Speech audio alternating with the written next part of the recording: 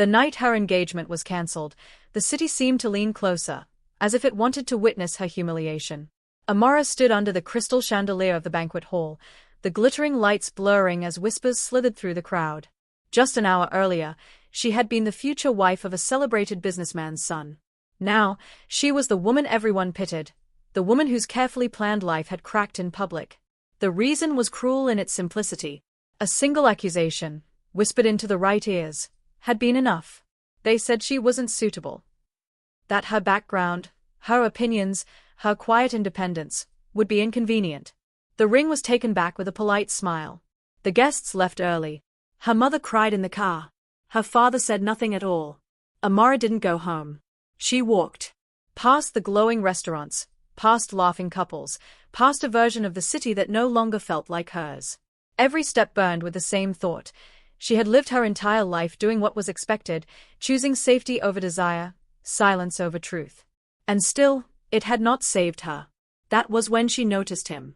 He sat on the steps of a closed bookshop, a thin jacket pulled tight around him, a paper cup of tea cooling between his hands.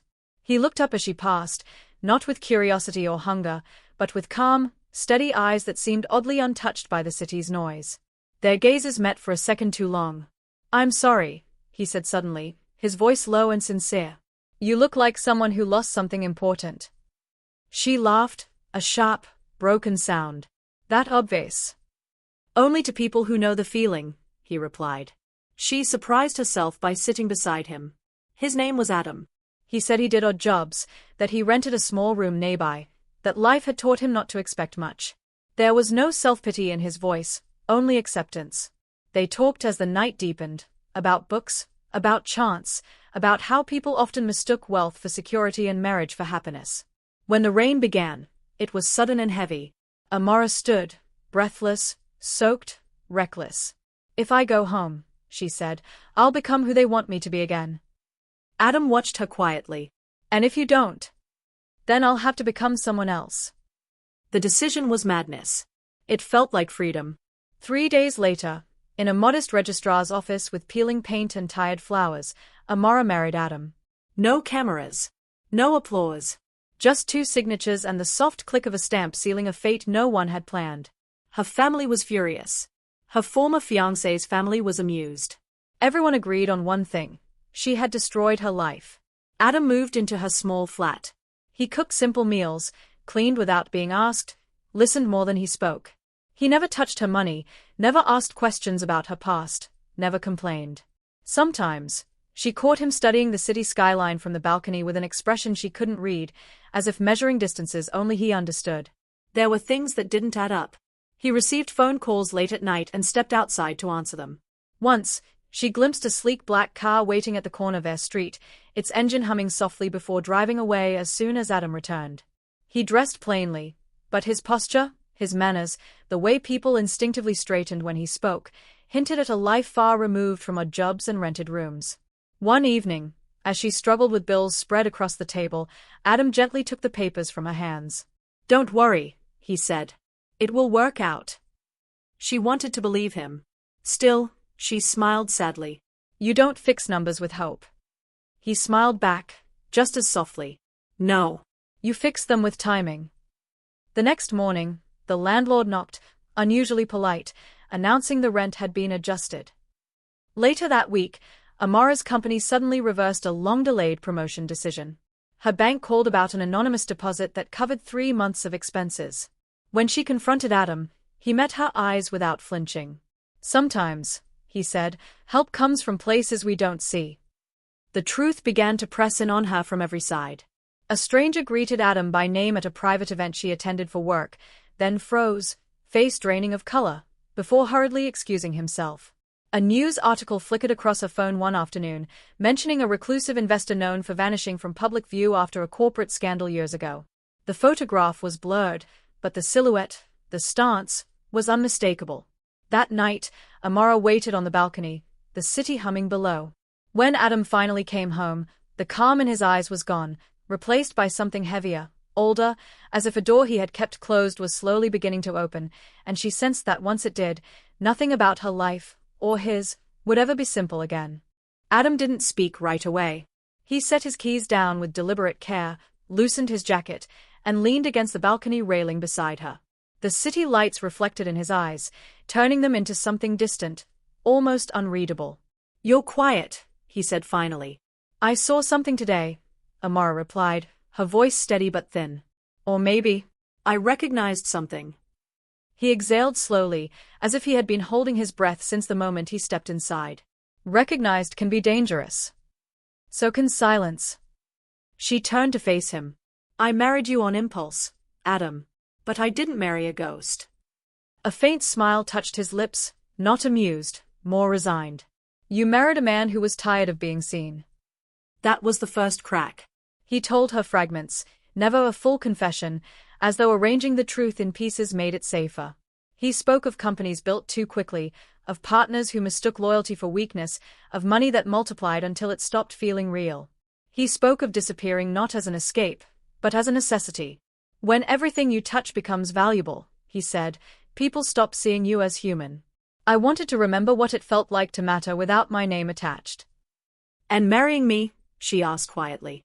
"That," he admitted, "wasn't part of the plan." Days passed, thick with unspoken questions. Adam still woke early, still made her tea exactly the way she liked it, still listened with that same attentive calm. But now Amara noticed the weight beneath his gentleness, the careful restraint of someone used to command. His phone rang more often. He stopped stepping outside to answer. One evening, a man in a tailored suit appeared at their door, posture rigid, eyes sharp. He looked at Adam not with familiarity, but with deference. "They found you," the man said. Adam nodded. "I assumed they would." Amara stood frozen in the hallway as words like board votes, asset freezes, and emergency control floated past her like a foreign language. When the man finally left, the flat felt smaller, as if the walls themselves were listening. "They need you back," she said. "They want what I built," Adam corrected. "There's a difference." "And what do you want?" He looked at her then, truly looked, as though the answer frightened him. "I want a life where my worth isn't measured in numbers." The choice he didn't say out loud hung between them. The pressure intensified. Journalists began appearing near her office. Old acquaintances resurfaced with sudden friendliness. Her former fiancé's name crept back into conversations, always paired with thinly veiled regret.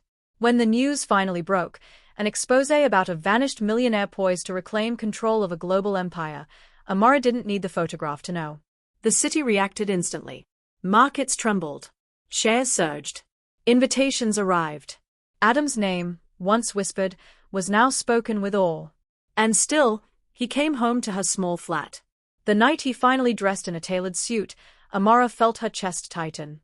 He looked different, sharper, undeniable, as if the world had snapped back into focus around him.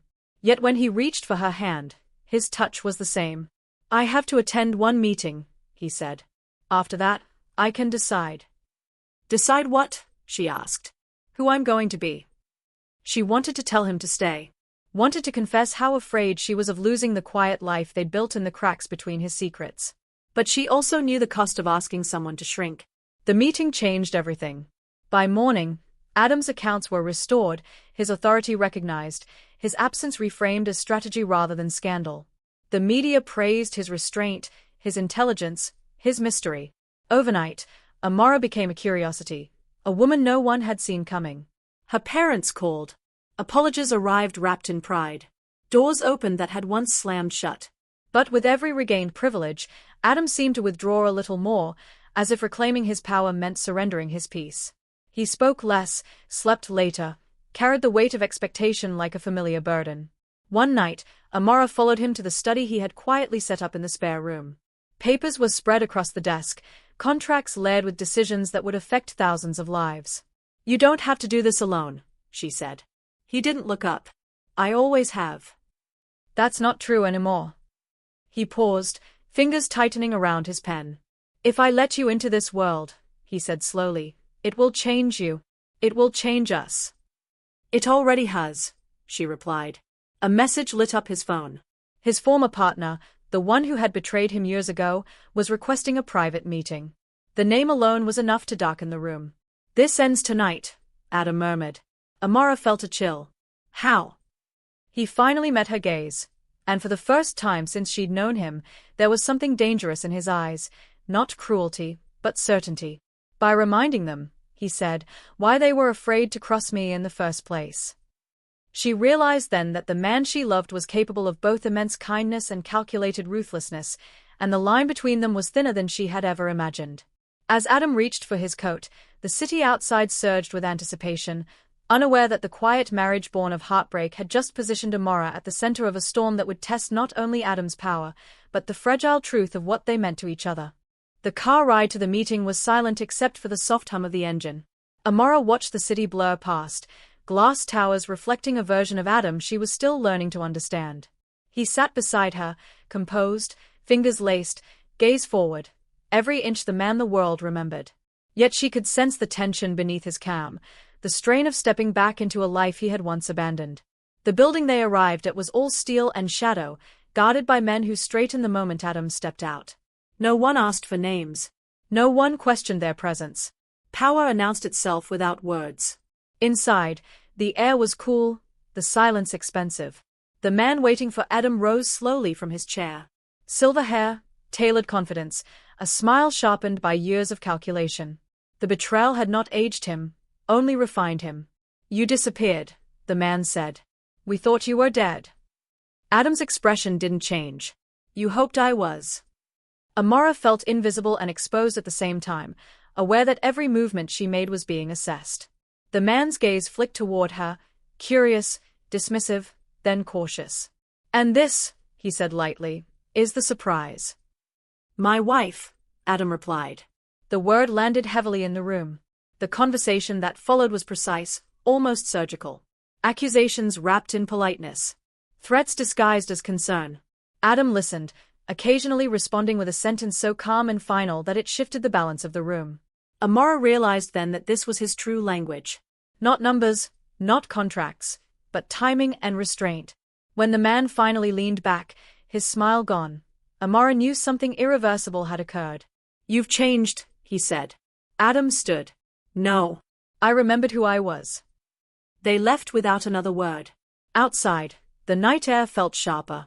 Adam exhaled, the tension draining from his shoulders, but the darkness in his eyes lingered. Amara touched his arm, grounding him, reminding him that this world was not the only one that existed. But the consequences followed them home. The next morning, headlines exploded. The meeting leaked. Analysts speculated. Rivals scrambled. Adam's name dominated every screen. The man who had vanished had returned, and the world was reshaping itself around that fact. Amara's life transformed overnight. Cameras waited outside her office. Strangers recognized her on the street. Compliments came laced with envy.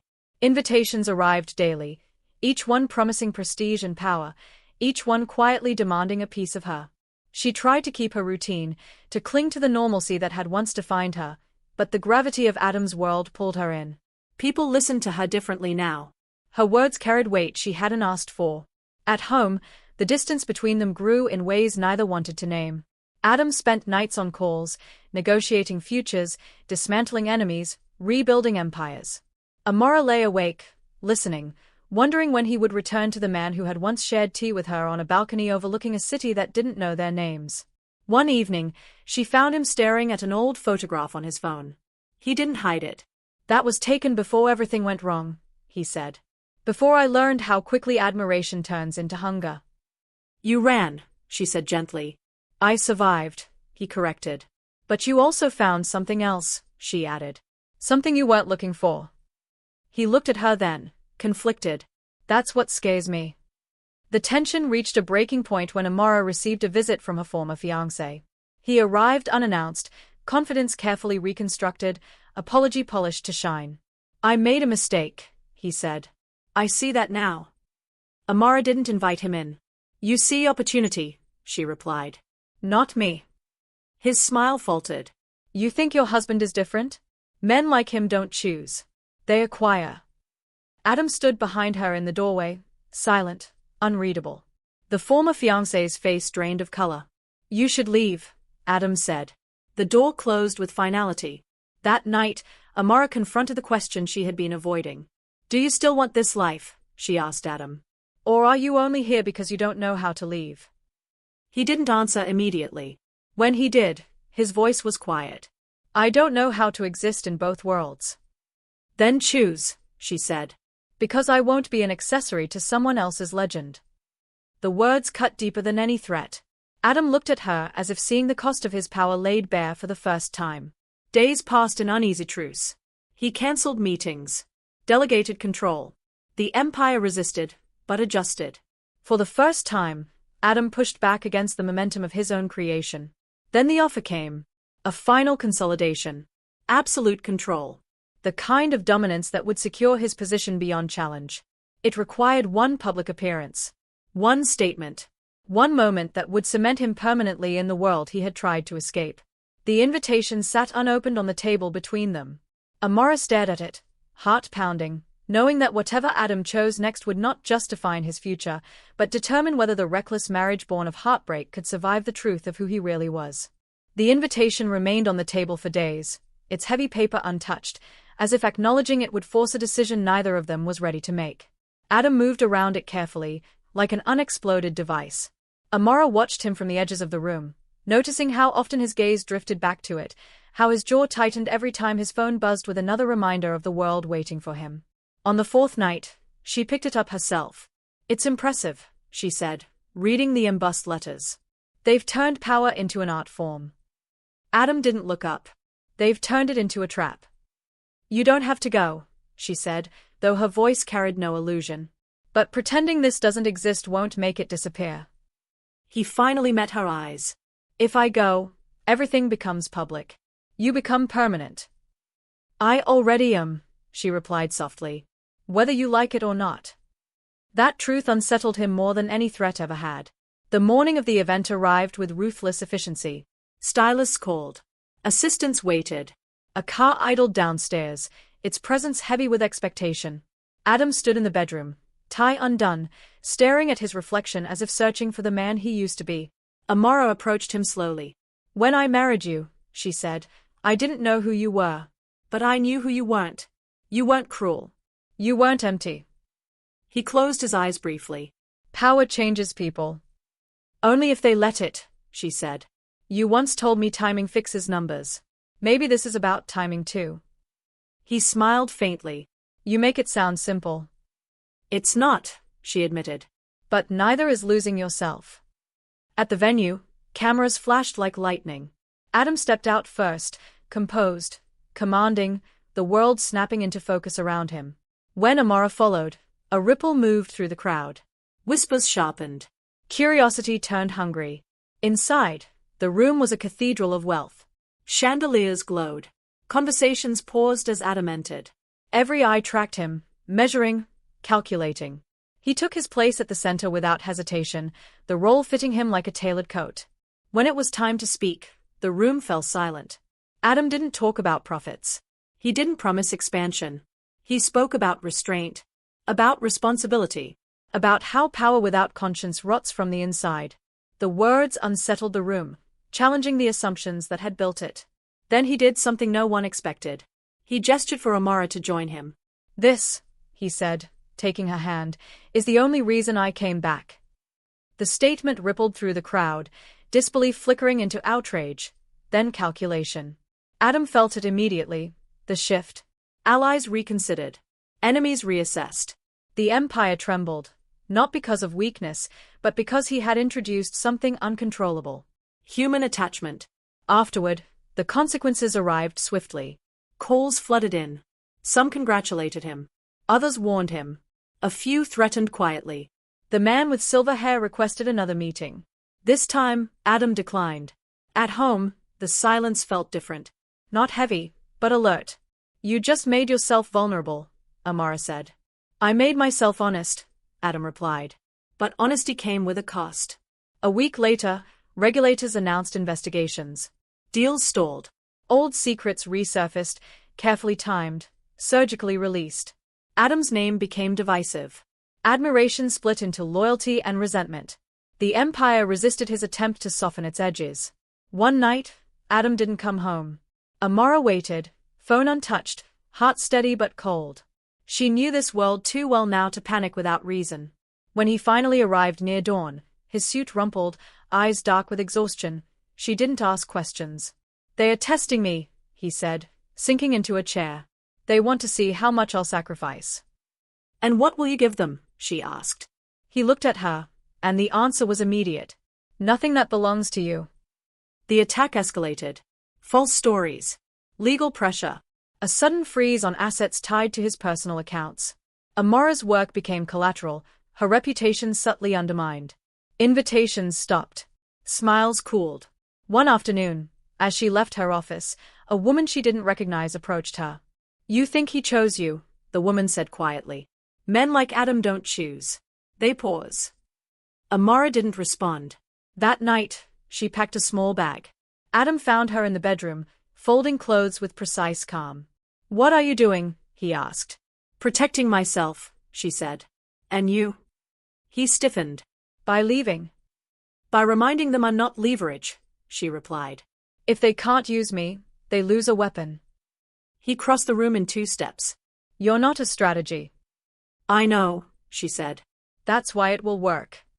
The silence between them stretched, fragile and electric. If you walk out that door, Adam said slowly, I don't know what happens next. She met his gaze, unafraid. Neither do I. But if I stay, I do. He reached for her, then stopped, as if understanding that holding on too tightly would prove everything his enemies believed. Amora shouldered the bag. At the door, she paused. I didn't marry a poor man, she said quietly. I married a complicated one. Don't make me regret knowing the difference. The door closed softly behind her, leaving Adam alone with an empire that suddenly felt very small, and a future that was no longer guaranteed to bend to his will. The days without Amora stripped Adam of every illusion he had ever mastered. The city still bowed to his name, markets still reacted to his movements, but the apartment echoed with a silence no amount of power could negotiate with. For the first time in his life, he understood a brutal truth. He had conquered worlds that no longer mattered and nearly lost the one that did. The attacks intensified after she left, exactly as she predicted. Without her at his side, the pressure shifted. Threats lost their precision. Rumors lacked bite. The empire pushed harder, expecting him to fold, to trade sentiment for dominance. Instead, something in Adam broke open. He stopped fighting the way they expected. He released documents they never imagined he would make public. Exposed deals that implicated not just rivals, but allies. He dismantled his own power piece by piece, transferring control to independent boards, locking assets into structures that no single hand could exploit. Analysts called it madness. Insiders called it betrayal. Adam called it freedom. The silver-haired man confronted him one last time, rage barely contained. You're burning everything you built. Adam's voice was calm. No. I'm returning it to people who deserve it. You're choosing her over an empire. Adam didn't hesitate. I'm choosing myself. The fallout was seismic. Stock prices collapsed, then stabilized. Careers ended overnight. Adam's name vanished from headlines as abruptly as it had returned. He stepped down publicly, without ceremony, without apology. The world searched for the scandal and found only silence. Weeks passed before Amora heard from him. She had moved to a quiet coastal town, taken a modest role far from cameras and influence. The sea gave her space to think, to breathe, to remember who she was before her life became a symbol. When the letter arrived, handwritten and unassuming, she didn't open it immediately. When she did, there were no explanations. No promises. Only truth. He wrote about fear. About how power had once felt like safety until he realized it was only distance. He told her he had stepped away completely. No hidden control. No quiet dominance. He told her he didn't expect forgiveness or return. Only understanding. At the end, one line stopped her breath. I learned too late that love isn't what survives power. It's what survives the surrender of it. Amora folded the letter carefully. She didn't go to him right away. Months later, she found him in a place she never would have expected. A community center on the edge of a city, sleeves rolled up, teaching finance to people the world had taught to feel invisible. He looked thinner, older, stripped of armor. When he saw her, he froze, as if she were a memory he didn't trust himself to reach for. She didn't speak at first. Neither did he. Finally, she said, You look different. I am, he replied. Is it permanent? He nodded. For the first time. They walked together without destination, the city no longer watching them. Adam told her about mornings that didn't begin with crisis, nights that didn't end with strategy. He spoke of emptiness that hurt, but healed. Of learning how to exist without being needed for what he could provide. Amara listened. "And you?" he asked carefully. "Did you find what you were protecting?" She smiled faintly. "I found myself again." They stopped near the river, water moving steadily forward, indifferent to everything it passed. Adam turned to her, voice quiet, unguarded. "I won't ask you to come back," he said. "I don't deserve that certainty." She met his gaze. "I didn't leave to be chased." "I know." "I left to see who you'd become without me." "And?" he asked. She stepped closer. "You finally became someone who could stand beside me, not above me." The reconciliation wasn't dramatic. It was deliberate. They rebuilt slowly, choosing each other every day without witnesses. Their marriage shed its mythology and became something rarer, a partnership without leverage, without fear. Years later, when the story resurfaced in quiet interviews and half-remembered articles, people still argued about Adam's decision. Some called it the greatest strategic withdrawal in modern business history. Others called it the most expensive mistake ever made. Adam never corrected them, because wealth returned in other forms. In mornings shared. In trust earned. In a life where love wasn't a liability, but a compass. And Amara, once the woman humiliated under a chandelier, became the proof that sometimes the greatest fortune isn't discovered by accident, but by walking away from everything that tries to convince you it's too expensive to keep.